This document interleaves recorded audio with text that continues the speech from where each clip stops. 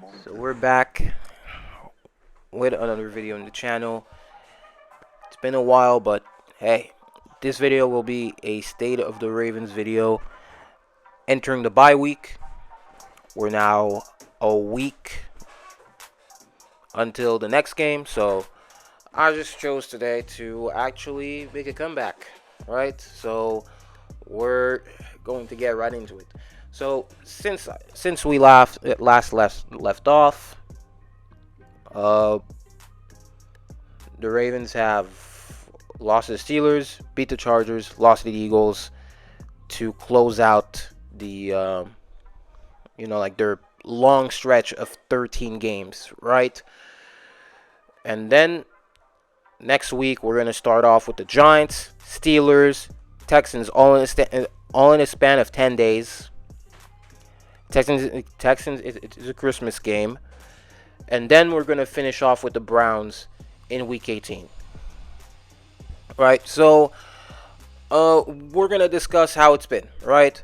So the Ravens had a tough start to the season, starting off 0-2, came back, won 5 in a row, lost to the Browns, beat the Broncos and Bengals, and then Steelers loss, Chargers win, Eagles loss, bringing up to an 8-5 record.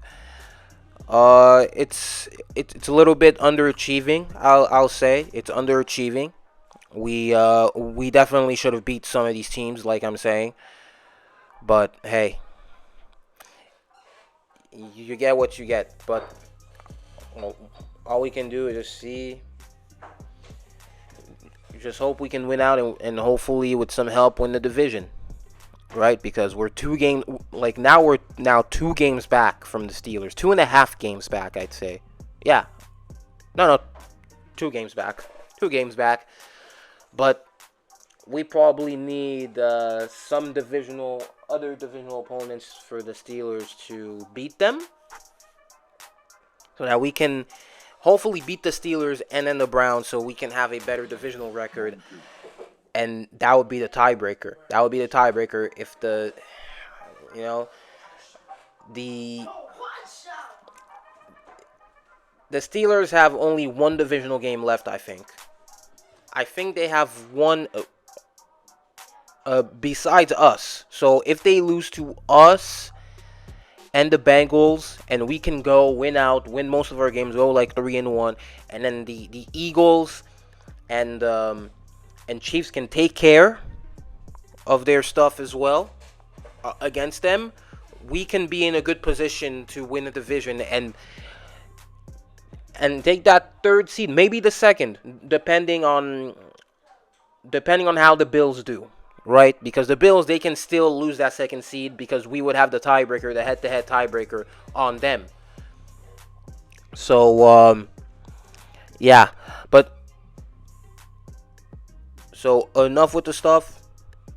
I'm just gonna get right into it. So the Ravens have 2 big problems, right? John Harbaugh and his ego, and the offensive line. The offensive line and the way we just use our players, honestly. Like this in general. The defense was a problem, but it really has picked shit up the past 3 weeks. The past 3 weeks, the defense has picked shit up now. But what's really hurting, our offense has had a little bit of a drop because it was a little bit unsustainable. It was very historic, so of course it wasn't going to stay up there for a bit. So, yeah. But dude, like the fixes we can make for the Ravens right now during the bye week, which like John Harbaugh probably just shut down already. Like one of them he shut down, but I'm still going to mention it because it needs to be done. If we want to make sure to go on a run, then we have to make these changes. There is no choice. If we don't, it will not work out. It will not work out, right? It won't. It's as simple as that. So the first thing we will need to do is the offensive line. Get Fowler and Emekari out of here. Get them out of here. Like, get these guys out of here, right? Because they're not good. They haven't been good. Like, you saw some improvement in after the first 2 weeks or something, and then after that, it's been just stalling. It's not enough for us, and it's really costing us games because Derrick Henry is going to have to rely on himself to try and find lanes, right? To try and find lanes. Lamar doesn't have enough time in the pocket, and Todd Monken has to really put an offense that's really just quick pass. And what's been working in our big winning streak a month ago was just the quick pass. Just these screens trying to mask the offensive line's weaknesses because he knows that Harbaugh is not going to change.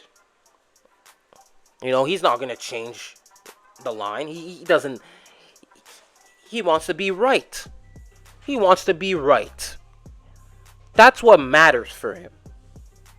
It shows because if being right didn't matter for him, we wouldn't have that conversation about the offensive line needing a reshuffle. Ben Cleveland and Andrew Voorhees should have been in the lineup a while ago. They should have been in the lineup for a good while ago. There's really no excuse. Really not. Because Falele can't even block anything. He can't. He is just, he's unable to move. And Mekari is trying, but he sucks. He's not a starter.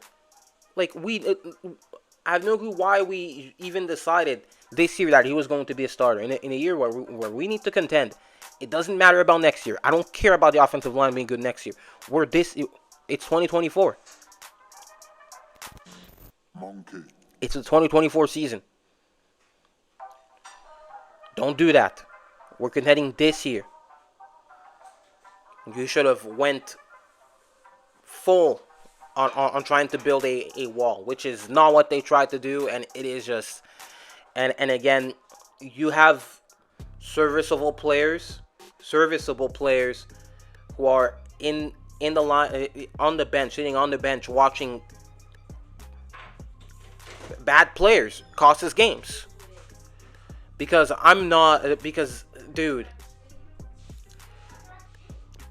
Falele is not an NFL player. He's not. He's an XFL player, and Patrick McCurry is not a starter in this league. He's a depth player who can come in for maybe a few plays when some guys are banged up or need a breather. That's basically all that's needed, right? It's basically all that's it's basically all he can do, right? I mean, that's not like really nothing more. Like, seriously, there's really nothing more you can do. And Falele, like I said, he's really not an NFL starter. He's not an NFL player. Don't do that shit, dude. He's no. I have no clue what they see in him at all. Because the tape proves it. You compare Falele and Ben Cleveland side by side. Who's better? You're not gonna tell me Falele is better at all. Miss me with that. And that's the issue here. If the first thing you can say about a player is that he's nice, a football player, then he's not good. Ben Cleveland maybe he wasn't the nicest guy. Maybe he said something and that hurt Harbaugh's ego. That's basically probably what happened. Anybody who questions his authority, bench, doghouse.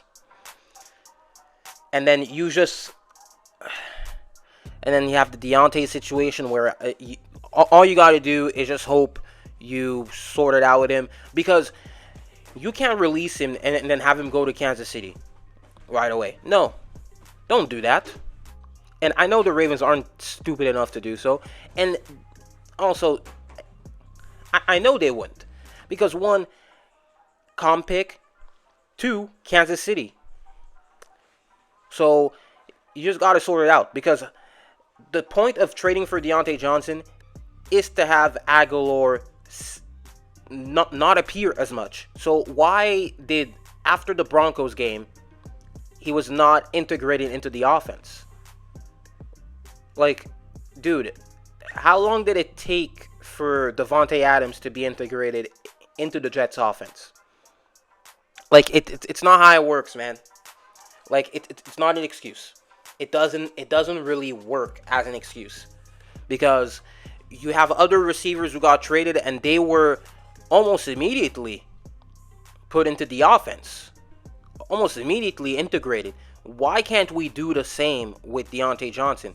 And and like, that's not me saying Deontay had every right to not get on the field during the Eagles game. No matter what, it was very petty. It was very petty, and it was very dumb. I mean, you don't do that.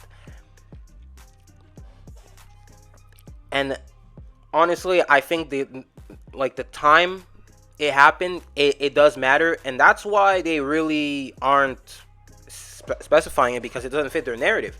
Maybe there was something, so I really don't know. Uh, there's a lot of talk that says it was after the Saquon touchdown, and when Bateman was injured, they put Tylen Wallace instead. I mean, dude, I mean, you kind of have to understand the frustration from him, really, because it's like, hey, you wait till that time to really put me in? Come on. Come on, man. At this point, like, the game is over. Come on.